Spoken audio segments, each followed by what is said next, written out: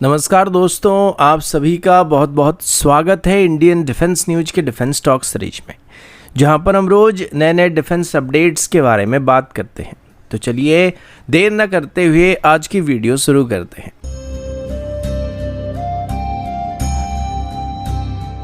आज की पहली अपडेट डीआरडीओ के अस्त्र मार्क 2 बीवीआर मिसाइल को लेकर है। आप सभी को पता होगा कि रिसेंटली डीआरडीओ की तरफ से बात अनाउंस किया गया था कि अस्त्र मार्क 2 मिसाइल की रेंज अब 200 किलोमीटर या उससे भी ज़्यादा होने वाली है, जबकि पहले इसे 160 किलोमीटर तक होने का क्लेम किया गया था।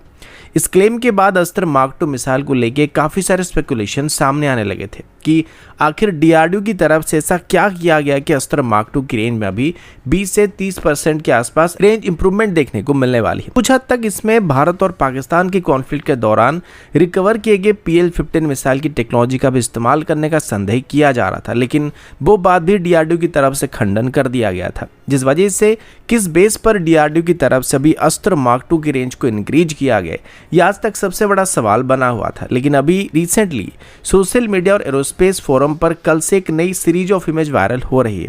जिनको वायु एरोस्पेस की तरफ से शेयर किया गया था। इसमें अस्त्र मार्क 2 मिसाइल की रियल स्केल मॉडल की इमेज को शेयर किया गया था और अभी जो फोटो सामने आए हैं उसमें मिसाइल का पूरा डिजाइन काफी रिफाइन लग रहा है और इससे काफी सारे बातें क्लियर हो चुका कि अस्त्र मार्क 2 की रेंज के अंदर इतना बड़ा बूस्ट आने के पीछे असल में क्या कारण होने वाला है। अभी जो सबसे बड़ी खास बात सामने आई है वो ये है कि अस्त्र मार्क 2 का एयरफ्रेम को थोड़ा स्ट्रेच किया गया और एस्टिमेशन के मुताबिक अभी अस्त्र मार्क 2 की लेंथ को 3.8 मीटर से 4 मीटर के आसपास इंक्रीज किया गया, जो कि इसकी मार्क 1 वेरिएंट के 3.6 मीटर के डिजाइन से लगभग 10 से 15% ज्यादा होने वाला है। और इस 10% की स्ट्रेच से सिर्फ एरोडायनेमिक स्टेबिलिटी ही नहीं बल्कि एक्स्ट्रा प्रोपेलेंट के लिए भी जगह मिलने वाला है, जो कि रेंज को इंक्रीज करने में एक डायरेक्ट रोल को प्ले करने वाला है। सेकेंड मेजर अपग्रेड इस मिसाइल की डायमीटर के अंदर नोटिस किया गया। डिफेंस एक्सपर्ट्स के मुताबिक अस्त्र मार्क 2 मिसाइल की मिड सेक्शन को भी 178 mm के आसपास इंक्रीज किया गया, जो कि अस्त्र मार्क 1 के 160 mm के मुकाबले काफी बड़ा होने वाला है। इस डायमीटर की इंक्रीज होने से इसका क्रॉस सेक्शन एरिया भी थोड़ा बढ़ने वाला है, जिस वजह से प्रोपेलेंट वॉल्यूम ऑटोमेटिकली 20 से 22% के आसपास इंक्रीज होने वाला है। यानी कि लेंथ और डायमीटर दोनों में मिसाइल को थोड़ा एक्सटेंड किया गया, जिस वजह से ये एक्स्ट्रा फ्यूल को कैरी करने वाला है। और ये दोनों ही पॉइंट अस्त्र मार्क 2 की रेंज को 160 किलोमीटर से 200 किलोमीटर या उससे थोड़ा ज्यादा तक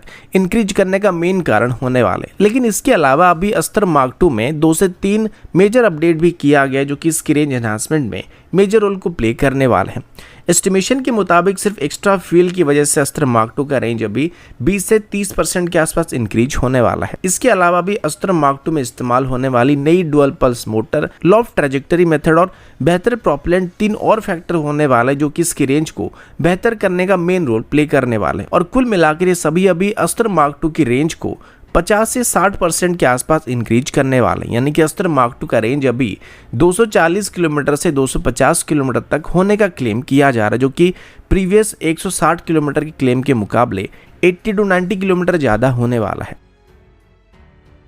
अगला अपडेट इंडियन आर्मी के LLM मार्लेट मिसाइल और LCH प्रचंड हेलीकॉप्टर की तरफ से है। रिसेंट रिपोर्ट के मुताबिक पिछले हफ्ते ही भारत की तरफ से यूके के साथ एक 350 मिलियन यूरो का गवर्नमेंट टू गवर्नमेंट डील को साइन किया गया है, जिसमें थेल्स की light weight multi role missile यानी LMM मार्लेट को भारत की तरफ से एक्वायर किया गया है। अभी पता चला है कि इस डील के अगले फेज को अभी आर्मी एविएशन कोर की तरफ से इवैल्यूएट किया जा रहा है, जिसमें इस मिसाइल की एक एयर टू एयर वर्जन को हमारे LCH प्रचंड हेलीकॉप्टर में इंटीग्रेट करने का प्लान किया जा रहा है। ये काफ़ी सिग्निफिकेंट डेवलपमेंट होने वाली है, क्योंकि LCH प्रचंड का major focus high altitude combat role के लिए किया गया था और लद्दाख जैसे हाई एल्टीट्यूड एरिया में हैवी मिसाइल को कैरी करने से हेलीकॉप्टर की एंडोरेंस और एजिलिटी पर डायरेक्ट असर पड़ने वाली है। इस वजह से इसका पेलोड कैरिंग कैपेसिटी के ऊपर काफ़ी असर पड़ता है। इसी वजह से LCH प्रचंड में लिमिटेड हेलिना मिसाइल को कैरी किया जा सकता है। लेकिन इस मिसाइल का लाइटवेट डिजाइन इसका सबसे बड़ा पॉजिटिव पॉइंट होने वाली। LMM मिसाइल यानी मार्लेट मिसाइल का वजन सिर्फ 13 kg के आसपास होने वाली, जो कि मार्क 1.5 की स्पीड और लगभग 6 से 8 किलोमीटर का रेंज के साथ आने वाला है, जो कि हाई एल्टीट्यूड रीजन के लिए एक परफेक्ट लाइटवेट प्रिसिजन वेपन बनने जा रहा है। अभी जो डील अनाउंस किया जा रहा है वो प्राइमरीली इस मिसाइल की ग्राउंड लॉन्च वेरिएंट के लिए किया गया था, जिसे शोल्डर लॉन्चर, ट्राइपॉड लॉन्चर या फिर वेरी शॉर्ट रेंज ऑपरेशन के लिए इस्तेमाल किया जा सकता है। ये वही मिसाइल है जिसको यूक्रेन में ड्रोन्स और लो अल्टीट्यूड हेलीकॉप्टर के खिलाफ इस्तेमाल किया गया था और काफी इफेक्टिव पाया गया था। और इसी वजह से भारत की तरफ से इसकी ग्राउंड बेस्ड वेरिएंट को अपने सर्विस में शामिल करने का प्लान किया जा रहा है, जिसको initially line of actual control या फिर लाइन ऑफ कंट्रोल के फॉरवर्ड यूनिट पर डिप्लॉय किया गया है। इसके बाद अब इसकी एयर लॉन्च्ड वेरिएंट को भी LCH प्रचंड में इंटीग्रेट करने का प्लान किया जा रहा है। इसकी मैन्युफैक्चर थेल्स के साथ किए गए इनिशियल डिस्कशन में बात बताया गया कि मार्लेट मिसाइल का डिजाइन नेचुरली मल्टीपल ऑपरेशन के लिए किया गया, जिसे air to surface, air to air या फिर सरफेस टू एयर ऑपरेशन के लिए इस्तेमाल किया जा सकता है। और ये बेसिकली एक तरीके की प्लग एंड प्ले सिस्टम या मिसाइल है जिसको किसी भी प्लेटफॉर्म में इजीली इंटीग्रेट किया जा सकता है। अगला अपडेट DRDO के integrated drone detection and interdiction system mark 2 को लेकर है। डिफेंस मिनिस्ट्री की तरफ से जल्दी ही DRDO के next generation drone killer system यानी IDDIS मार्क 2 को ग्रीन सिग्नल दिया जाने वाला है। अभी जो डिटेल सामने आ रही है उसके मुताबिक मार्क 2 में एक पावरफुल 10 किलोवाट स्टैंडर्ड का लेजर वेपन सिस्टम मौजूद होने वाला है, जो कि एनिमी ड्रोन को 2 किलोमीटर तक की दूरी से प्रिसिशन लेजर स्ट्राइक के जरिए डिस्ट्रॉय कर सकता है। ये रेंज पिछले वर्जन के मुकाबले लगभग 2 गुना ज्यादा होने वाला है, क्योंकि इसके मार्क 1 सिस्टम को सिर्फ 1 किलोमीटर के डिस्टेंस के अंदर इफेक्टिव पाया गया था। ANI की रिपोर्ट के मुताबिक पाकिस्तान की तरफ से ऑपरेशन सिंदूर के दौरान भारत के खिलाफ लगभग 300 से 500 के आसपास ड्रोन स्वार्म को डिप्लॉय किया गया था, लेकिन भारत की तरफ से टाइमली रिस्पांस दिया गया था, जिस वजह से सारे फेल हो गए थे। इस इंसिडेंट के बाद DRDO की तरफ से अभी अपनी डायरेक्ट एनर्जी वेपन प्रोग्राम को फिर से एक्सलेट करना स्टार्ट कर दिया गया।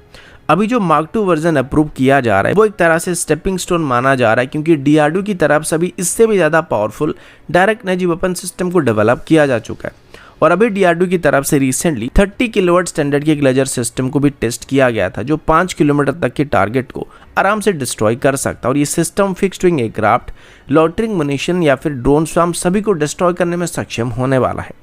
DRDO की तरफ से इस सिस्टम का टेस्ट अप्रैल 2025 में किया गया था और इस ट्रायल के दौरान इस सिस्टम ने सेट किए गए सभी टारगेट को डायरेक्टली वेपराइज कर दिया था, जो कि प्रीवियस सिस्टम के मुकाबले कई गुना पावरफुल पाया गया है। और अगर इसको अभी अप्रूव किया गया तो इसको मास प्रोडक्शन में एंटर किया जाने वाला है। अगला अपडेट इंडियन नेवी के नेक्स्ट जनरेशन मिसाइल वेसल यानी NGME प्रोग्राम की तरफ से है। डिफेंस मिनिस्ट्री के 2024 और 2025 के एनुअल रिपोर्ट में बात कंफर्म किया गया है कि इंडियन नेवी के लिए बनाए जाने वाले नए हाई स्पीड कॉर्वेट्स को अभी एक advance 4 panel expand ESA multi function radar से इक्विप किया जाने वाला है, जो कि VLSR सिस्टम के साथ इंटीग्रेट किया जा रहा है। यह रडार सिस्टम भारत का इंडिजिनसली डेवलप किया गया नेवल सेंसर है, जिसमें 360 डिग्री कवरेज और 200 किलोमीटर या उससे ज़्यादा की डिटेक्शन रेंज मौजूद होने वाली है, जिस वजह से हमारी नेक्स्ट जनरेशन मिसाइल वेसल को किसी भी एयर थ्रेट के खिलाफ एक सॉलिड सील को प्रोवाइड करने वाला है, अर्ली वार्निंग को प्रोवाइड करने वाला है। 2024 में लगभग 1 साल तक इन रडार सिस्टम की ऑनबोर्ड ट्रायल को INS राणा पर करके कंडक्ट किया गया था, जहां पर इन रडार सिस्टम ने मल्टीपल लो अल्टीट्यूड हाई स्पीड टारगेट को ट्रैक और लॉक करके एक प्रॉपर फायर कंट्रोल सीक्वेंस को वैलिडेट करने में सक्षम रहा था। यानी VLSR के इंडिजिनस RF सीकर, जो कि अस्त्र फैमिली का सीकर पर बेस्ड है, बिल्कुल स्मूथली इस रडार के साथ इंटीग्रेट किया गया था और टेस्ट किया गया था। कुल मिलाकर इस नई इंडिजिनस रडार सिस्टम को अभी नेवी के एयर डिफेंस लूप में एक मेजर टेक्नोलॉजिकल जंप भी माना जा रहा है, क्योंकि आज तक हम इस तरीके की सिस्टम को मोस्टली इंपोर्ट करते आ रहे थे, लेकिन अभी इनको हम खुद से मैन्युफैक्चर करना स्टार्ट करने लगे हैं। भारत इलेक्ट्रॉनिक्स लिमिटेड को अभी कोचिन शिपयार्ड लिमिटेड की तरफ से लगभग 850 करोड़ का ऑर्डर दिया गया, जिसमें 6 वॉरशिप के लिए ऐसे 6 सेट एक्सबैंड रडार को सप्लाई करने का ऑर्डर दिया गया, जिनको नेवी के लिए बनाए जाने वाले नेक्स्ट जनरेशन मिसाइल वेसल में इंटीग्रेट किया जाने वाला है। ये वेसल साइज में छोटे होने के बावजूद भी इनका डिस्प्लेसमेंट अराउंड 1400 टन के आसपास होने वाला है, लेकिन ये काफी तेज होने वाला है, जो कि मैक्सिमम 33 नॉट की स्पीड में ट्रैवल करने में सक्षम होने वाले हैं। इसमें एक 76 mm स्टैंडर्ड की मल्टीपर्पज नेवल गन के अलावा 8 ब्रह्मोस मिसाइल को कैरी करने की क्षमता होने वाली, साथ ही इसमें 32 वर्टिकल लॉन्च सिस्टम भी मौजूद होने वाला है, जिसमें VLSR या बैरक 8 का कॉम्बिनेशन इस्तेमाल किया जाने वाला है, जो कि इन वेसल को एयर डिफेंस कवरेज को प्रोवाइड करने वाला है। और इन वेसल की स्टील कटिंग को पहले ही 2024 में स्टार्ट कर दिया गया था और अभी 2026 तक इनको इंडियन नेवी को डिलीवर किया जाने वाला है। अगला अपडेट DRDO के electro optical smart anti airfield weapon programme की तरफ से है। डिफेंस मिनिस्ट्री के लेटेस्ट डिस्क्लोजर के हिसाब से 2024 में DRDO की तरफ से इलेक्ट्रो ऑप्टिकल 100 वेरिएंट की डेवलपमेंट में एक मैसिव ब्रेक थ्रू को हासिल किया गया था, क्योंकि पहली बार स्मार्ट एंटी एयरफील्ड वेपन को इमेजिंग इन्फेक्ट सीकर के साथ टेस्ट किया गया था। अभी इस वेपन को दुश्मन के रनवे, टैक्सीवे और हार्डन एयरफील्ड एसेट को नष्ट करने के लिए इस्तेमाल किया जा सकता है, लेकिन जीपीएस जैमिंग और हेवी इलेक्ट्रॉनिक वॉरफेयर एनवायरनमेंट की वजह से टर्मिनल फेज में नॉर्मल 100 वेरिएंट का एक्यूरेसी पर इसका असर पड़ सकता है। इस वजह से डीआरडीओ की तरफ से इसकी एक इमेजिंग इन्फेक्ट सीकर वेरिएंट को डेवलप करना स्टार्ट किया गया था और इसको इलेक्ट्रो ऑप्टिकल 100 या EO100 कहा जाने वाला। और इसमें जो इमेजिंग इन्फेक्ट सीकर का इस्तेमाल किया जा रहा है वो गाइडेंस के लिए रियल टाइम इमेजिंग और इनर्शियल नेविगेशन दोनों का इस्तेमाल करने वाला है, जिस वजह से सिस्टम जीपीएस डिनार्ड एनवायरनमेंट के अंदर भी एक्यूरेटली टारगेट एक्विजिशन कर सकता है, जो कि बॉर्डर स्टैंड अप और कंटेस्टेड जोन में बहुत ही क्रूशियल कैपेबिलिटी होने वाली है। अभी जो कूल्ड इमेजिंग इन्फेक्ट सीकर या टेक्नोलॉजी का इस्तेमाल इसमें किया जा रहा है वो थर्मल कॉन्ट्रास्ट को बूस्ट करता है, जिस वजह से इसको किसी भी तरीके की डे नाइट ऑपरेशन में, खराब वेदर कंडीशन में या फिर डिकॉय या जैमिंग एनवायरनमेंट के अंदर भी इसका कोई असर नहीं पड़ने वाला है। डीआरडीओ के ऑफिशियल के हिसाब से इसकी ग्लाइड एफिशिएंसी भी एक्सीलेंट पाया गया था और अभी इसके ऑपरेशनल होने के बाद ये भारत की स्टैंड अप एयरफील्ड स्ट्राइक या खास करके प्रिसिशन स्ट्राइक का एक कॉस्ट इफेक्टिव अल्टरनेटिव बनने वाला है। तो दोस्तों अभी के लिए इतना ही, मिलता हूँ आपसे अगले वीडियो में, तब तक के लिए जय हिंद, वंदे मातरम।